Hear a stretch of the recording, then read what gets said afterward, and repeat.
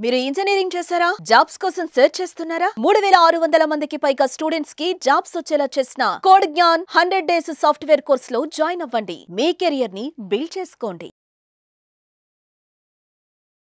నమస్కారం ప్రియా చౌదరి గారు. నమస్తే. మన వీడియోస్ కింద ఒక కామెంట్ బాక్స్లో పోస్ట్ చేయడం జరిగిందండి. అది నేను మీకు చదివి వినిపిస్తాను.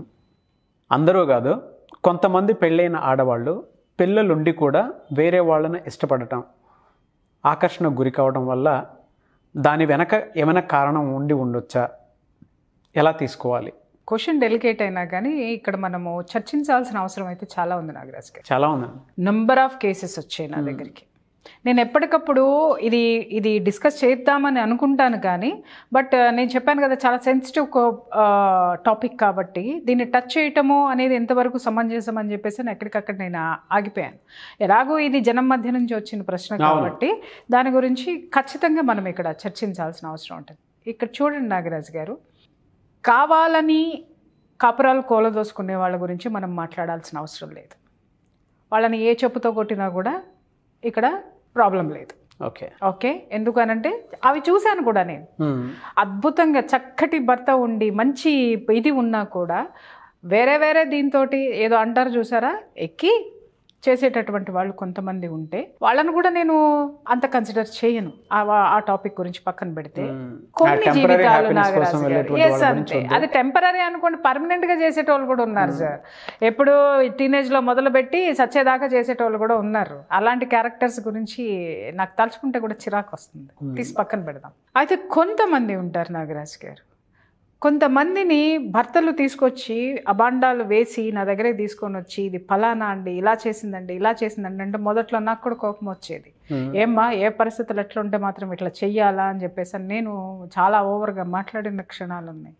కానీ వాళ్ళు చెప్పినవన్నీ విన్న తర్వాత నేను other side of the coin నేను ఆలోచించడం మొదలుపెట్టిన తర్వాత మారవలసినది, తప్పు చేసిన వాళ్ళు తప్పు అని మనం ఎలా అంటామో ఆ తప్పుకు కారణమైనటువంటి యువతల వ్యక్తిలో ఉన్నటువంటి ఆ కారణాలను కూడా మనము ఇక్కడ విశ్లేషించాల్సినటువంటి అవసరం ఉంది. నెంబర్ 1, ఇంట్లో ఎప్పుడు కూడా మగాడు ఏమనుకుంటాడు అనంటే భార్య కాబట్టి నేనేం చేసినా పడుండాలి.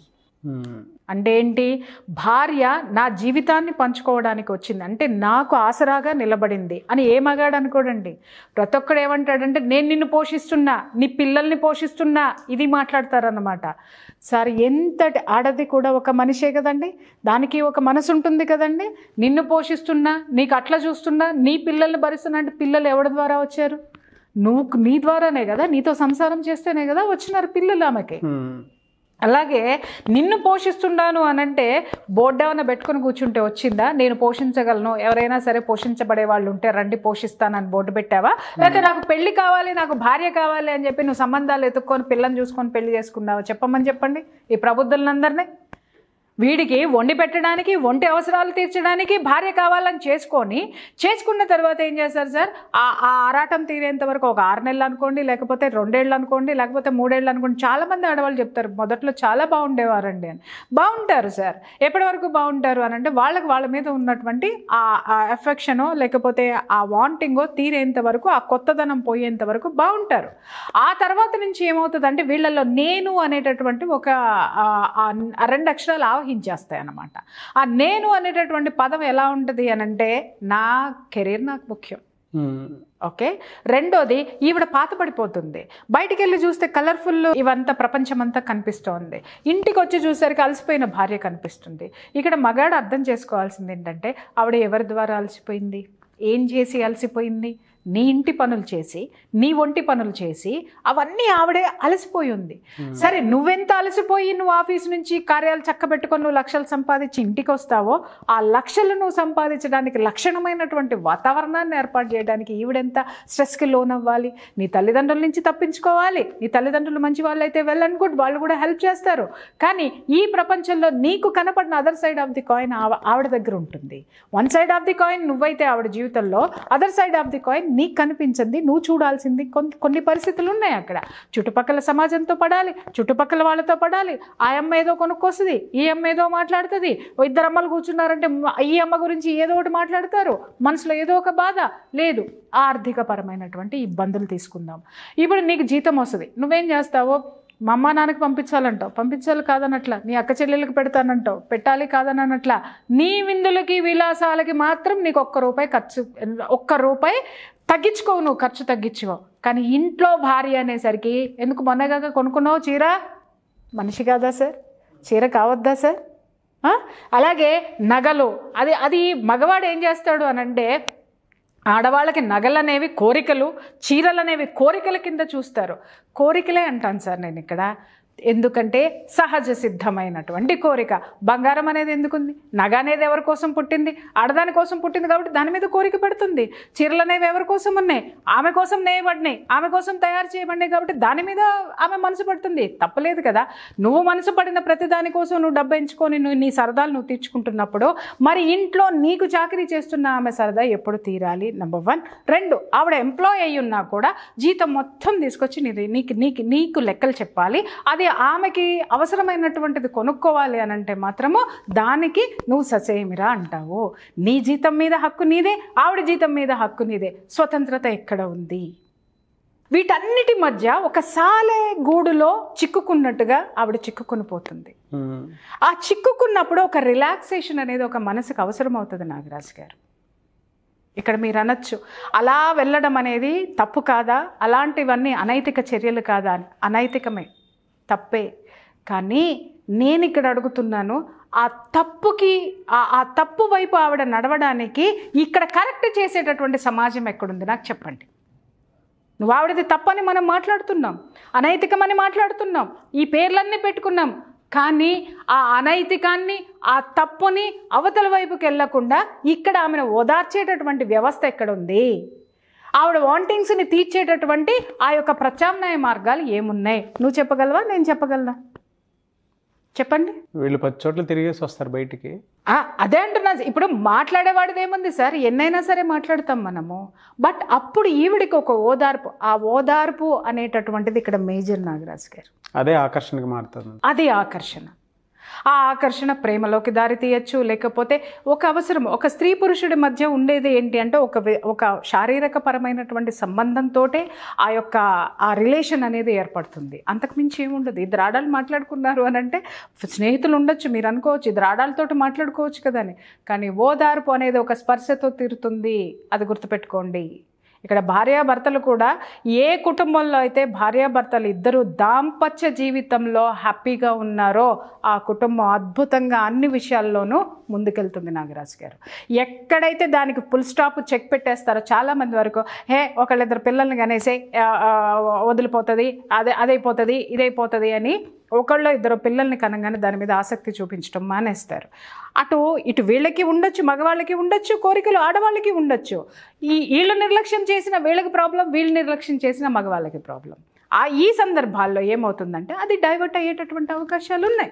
ఇవే అనుకోవచ్చు అంటే ఒక శారీరక సంబంధానికి సంబంధించినటువంటి వాటి. నాగరాజు గారు, ఇక్కడ మీరు పొరపాటు పడుతున్నారు. నేను చెప్పింది ఏంటి అని అంటే శారీరక సంబంధం కోసం ఇవన్నీ జరుగుతున్నాయని అనకండి నాగరాజు గారు. ఇప్పుడు ఆర్థిక పరమైనటువంటి అవసరాలు ఇక్కడ ఉంటాయి నాగరాజు గారు. ఒకటి ఓదార్పు అని చెప్పాను ఫస్ట్. ఆ ఓదార్పు తీర్చడం కోసం ఇది ఏర్పడుతుంది అని చెప్తున్నాను. అలాగే ఆర్థిక పరమైనటువంటి ఆధారపడడం అనేది ఎదుటి వ్యక్తి నుంచి ఆ ఇష్యూస్ కూడా తనకి మేజర్ పార్ట్. ఎందుకంటే నేను చాలా కాపురాలు చూశాను, చాలామంది ఆడవాళ్ళని చూశాను. ఏంటమ్మా నీ భర్త అంత సంపాదిస్తున్నాడు కదా, దేనికోసం అంటే డబ్బుల కోసం. అతను నా ఇల్లు మొత్తం చూస్తాడండి అని కొంతమంది ఆడవాళ్ళు చెప్పారు. నేను షాక్ అయ్యా. అదేంటమ్మా అతను అంత సంపాదిస్తున్నాడు, నువ్వు ఇంకొకళ్ళు అతను నీ కుటుంబాన్ని పోషించడం ఏంటంటే అతను సంపాదించేది అతని కుటుంబానికి అతనికి మాత్రమేనండి, నాకు కానీ నా బిడ్డకు కానీ ఇట్లా విధులుస్తాడు. ఎప్పుడన్నా 3 నెలలకోసారో 4 నెలలకోసారో 6 నెలలకు ఒకసారో 6 నెలలకు ఒకసారి ఇదిలు ఇచ్చి పంచాయతీ ఎప్పుడు పెడతాడు అని అంటే నిన్న చీర కొనిచ్చాడంటే ఇవాళ పంచాయతీ పెడతాడు, నిన్నే చీర కొనిచ్చాను అని. మరి 6 నెలల గురించి ఎవరు మాట్లాడరండి? ఇంటి అవసరాలు కానీ ఒంటి అవసరాలు కానీ వాడు బయట అన్నీ చూసుకుంటాడు. ఇక్కడ ఇంట్లో ఏమిస్తున్నాడండి? నా బిడ్డల్ని నేను ఎలా పోషించుకోవాలండి? వాళ్ళని సమాజంలో నేను కూడా ఒక మంచి స్కూల్లో చదివించుకోవాలన్నా లేకపోతే ఒక ఉన్నతమైనటువంటి స్థితిలో వాళ్ళని నేను పెంచాలంటే ఆర్థికపరమైనటువంటిది కావాలి. సరే నేను బయటికి వెళ్ళి ఉద్యోగం చేయాలంటే వీడు ఒక ఒప్పుకోడు. అర్థమైందా? లేదు బయటికే వెళ్ళాను, ఆ బయటికి వెళ్ళినటువంటి వాళ్ళతోటి ఈమెకి ఎందుకు ఉంది అక్కడ అంటే ఒక సంరక్షణ ఉందండి, నాకు ఇంట్లో లేదు, ఇగో ఇవి ఉన్నాయి, నాకు ఆర్థికపరమైనటువంటి ప్రాబ్లం ఉంది, తర్వాత నా శారీరకపరమైనటువంటి ప్రాబ్లం ఉంది, అలాగే మానసికంగా అతను ఎప్పుడు చూసినా నన్ను ఒక బానిసలాగానో లేకపోతే ఒక పని మనిషిలాగానో నువ్వెందుకున్నావు, నువ్వెందుకు చేసావని తిరస్కరణకి గురి చేసేటట్టు మాట్లాడుతూ ఉంటే అది తట్టుకోలేక ఒక ఓదార్పు కోసమే శారీరక సంబంధాలు ఏర్పడతాయి తప్ప శారీరక సంబంధం కోసం ఇవన్నీ రావు నాగరాజు గారు. అవి చాలా తక్కువ. ఇందాక ఫస్ట్ క్యారెక్టర్ మనం మాట్లాడుకున్నాం చూసారా, ఇట్లాంటి వాళ్ళని ఏమన్నా కూడా ప్రాబ్లం లేదు, తప్పలేదు అని చెప్పేసి అని వాళ్ళు శారీరక సంబంధం ఏర్పాటు చేసుకోవడం ద్వారా వాళ్ళకి ఉన్న దానికంటే కూడా ఎక్కువ కాపురాల్లో చిచ్చు పెట్టేవాళ్ళు, కాపురాలు కూల్చేటటువంటి వాళ్ళు, వీళ్ళు ఒక సెక్టర్ ఆఫ్ ద పీపుల్ అన్నమాట. బట్ ఇక్కడ శారీరక సంబంధము దీనివల్ల ఏర్పడదు సార్, వాటి కోసము ఈ సంబంధాలు ఏర్పడేటటువంటి అవకాశాలు ఇక్కడ చాలా ఉన్నాయి. కాబట్టి ఇక్కడ నేనేమంటున్నాను అనంటే తప్పు అని మనం మాట్లాడుతున్నాం, ఖచ్చితంగా తప్పే నాగరాజు గారు. ఏ రోజుకైనా సంసారాలు కాపురాలు కూల్చుకునేటటువంటి విషయాలు, ఎందుకంటే ఎవరు కూడా దీన్ని యాక్సెప్ట్ చేయరు. బట్ నువ్వు రోడ్డు పడే ముందు నా తప్పులు ఏమన్నా ఉన్నాయా అని ఆడైనా మగైనా ఒకసారి విశ్లేషించుకొని ఎదుటివాడిని మనం తప్పొప్పులించడం అనేది కరెక్ట్. అది మంచి పద్ధతి అని అంటాను నేను. నా దగ్గరికి వచ్చి కూర్చోబెట్టిన తర్వాత నేను చాలా కాపురాలు చక్కదిద్దానండి, గర్వంగా చెప్పుకుంటాను. నేను వాళ్ళని కూర్చోబెట్టి చెప్పాను, నువ్వు ఈ పరిస్థితుల్లో నువ్వు ఉన్నప్పుడు ఆడదేం చేస్తుందయ్యా అని చెప్పి మళ్ళీ ఆ అమ్మాయికి కూడా చెప్పాను, అమ్మ ఇలాంటివి ఉన్నప్పుడు పెద్దవాళ్ళ మధ్య కూర్చోపెట్టుకొని మీరు చక్కబెట్టుకోండి అని చెప్పిన తర్వాత వాళ్ళు తెలుసుకొని హ్యాపీగా కాపురాలు చేసుకుంటున్న వాళ్ళు ఇవాళ చాలామంది ఉన్నారు నాగరాజు.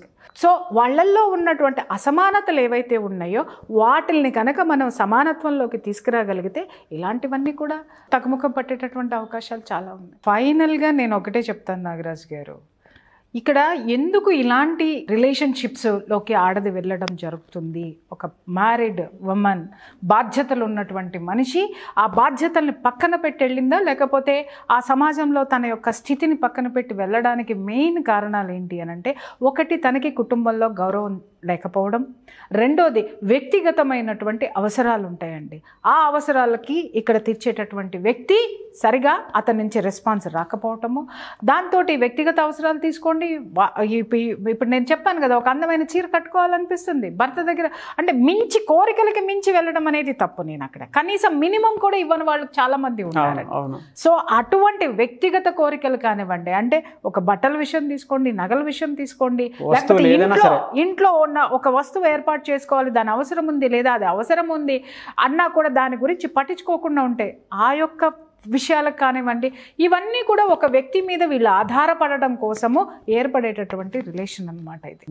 సో కాబట్టి ఎక్కడైనా సరే ఫస్ట్ ఎదుటి వాళ్ళని బ్లేమ్ చేసే ముందు ఫస్ట్ నేను ఇంట్లో ఏం చేస్తున్నాను అనేది మగవాడు తనని తాను ఒకసారి క్వశ్చన్ చేసుకుంటే, లేదా కూర్చొని అయ్యో నా దగ్గరికి కొట్టుకుంటూ తీసుకొస్తారండి నా దగ్గరికి, అయ్యో అదే చెప్తున్నా, కొట్టుకుంటూ తీసుకొచ్చి నేను ఇంత సంపాదిస్తున్నానంటే 2 ఉద్యోగాలు చేస్తున్నా, 3 ఉద్యోగాలు చేస్తున్నా అంటే ఏం పీకన ఉద్యోగాలు చేసి నువ్వు ఆ 3 ఉద్యోగాలు చేసి నీ రిలాక్సేషన్ ఎక్కడ ఉండాలి? భార్య దగ్గర ఉండాలి. లేదు ఆ 3 ఉద్యోగాల సంపాదన నీకు ఎక్కడ ఉండాలి? ఎక్కడ పెడుతున్నావు అని అంటే మళ్ళీ ఇంకొక చోట చెప్తాడు. ఆ సంపాదన పోనీ భార్య బిడ్డలకు ఖర్చు పెడుతున్నాడు అని అంటే లేదు, మళ్ళా అక్కడ అది కూడా ఉండదు. ఏం చేస్తున్నావు అని అంటే నాకు ఒక డ్రీమ్ ఉందండి, ఆ డ్రీమ్ కోసం అంటాడు. మరి ఇంటి యొక్క పరిస్థితులు, ఇంటి అవసరాలు ఎవరు తీరుస్తారు అని అంటే ఇస్తున్నానండి, అది సరిపోవా? కొంతమంది ఉంటారు నాగరాజు గారు, ఇది కీలకం, రాసి పెట్టుకోండి. నేను నీకు అన్నీ ఇస్తున్నాను కదా, అన్నీ కొనిస్తున్నాను కదా, బట్టలు కావాలంటే కొనిస్తున్నాను, నగలు కావాలంటే కొనిస్తున్నాను, ఉప్పు పప్పులు నేనే తెచ్చి పెడుతున్నాను, ఇంటి రెంట్ నేనే కడుతున్నాను, ఈఎంఐలన్నీ నేనే కడుతున్నాను, నీకు డబ్బులు ఎందుకు? ఇది చాలా చండాలమైనటువంటి మెంటాలిటీ. మీరు నెలకు వచ్చేసరికి ఒక 500 ఒక 1000 రూపాయలైనా నీ భార్య చేతికి ఇవ్వండి. డబ్బు ఎందుకు అని మాట్లాడడానికి ఇప్పుడు ఆ అమ్మాయికి ఏదైనా తినాలనిపిస్తుందండి. నేను మీకు ఇంకొక విషయం చెప్తున్నాను సార్, సరదాగా అలా సాయంత్రం పూట బయటికి వెళ్ళి చాట్ తినడం కోసం కూడా ఫ్రెండ్షిప్ చేసుకుంటారు సార్. అంటే అంత హీనమైనటువంటి స్థితికి కూడా ఆమె నోచుకోదు. అంటే ఏ స్థాయిలో మగవాళ్ళు ఆడదాన్ని చూస్తున్నారు చూడండి. అంటే ఆవిడ మనిషి కదా, చాట్ తినాలనిపించదా? తినద్దా? ఆహా, కొంపలో ఏం వండుకుంటే అదే తినాలి. ఈ ప్రబుద్ధుడు మాత్రం ఒక ప్రపంచంలో ఎవరు ఏది వండితే అది తినేసి వస్తాడు. ఆడదానికి మాత్రం ఉండద్దా ఇవన్నీ?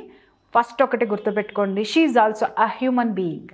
మన యొక్క ఇవన్నీ పురాణాలు, కథలు, గాథలు ఇవన్నీ ఒకప్పుడు ఆ యొక్క యుగాలకి సంబంధించినటువంటివి. బట్ ఇప్పుడు కలియుగం అది మారినప్పుడు స్త్రీ కొంత స్వేచ్ఛను కోరుకుంటుంది.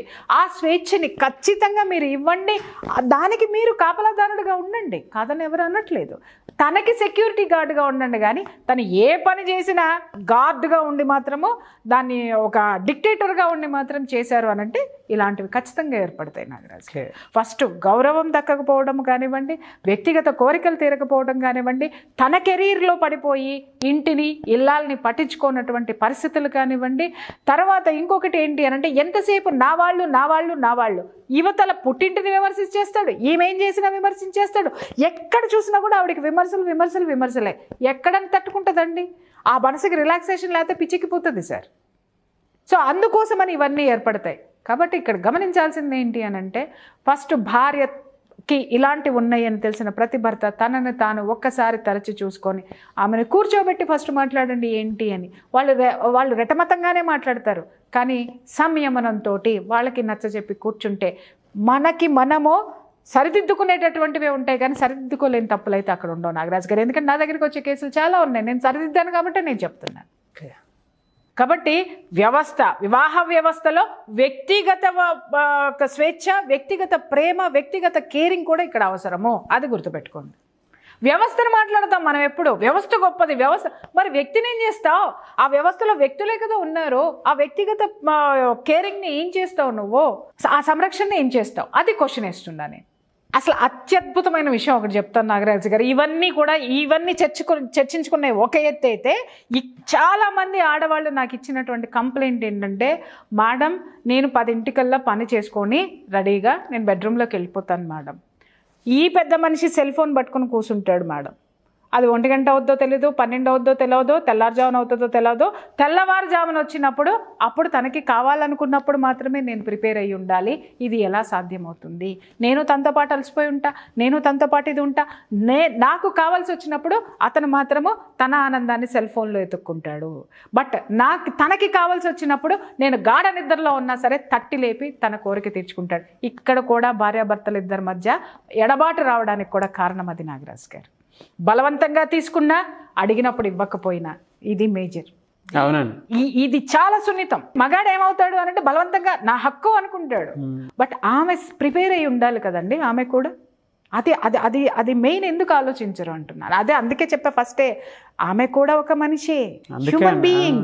అది ఆలోచించండి ఫస్ట్. అందుకే ప్రేమలు ఆకర్షణలు తగ్గిపోవడానికి 100%. సార్ ఇవాళ సెల్ ఫోన్ వచ్చి అన్ని చంపేసింది సార్ చాలా వరకు. వీళ్ళు ఏమనుకుంటున్నారంటే దాంట్లో ఎత్తుకుంటాడు ఎవరితోటి అక్రమ సంబంధాలు ఉన్నాయి, గాసిప్సే కదా సార్. ఇవాళ ఫోన్లో ఎత్తుకున్నాయన్ని పక్కింటి ముచ్చట్లే కదా. ఈ పెద్ద మనిషి పక్కింటి ముచ్చట్లు ఎత్తుకుంటే ఆమె పక్కింటి పరిచయాలు ఎత్తుక్కుంటుంది. ఇదే కారణం. Thank you so much Priya Chaudhary garu. Thank you.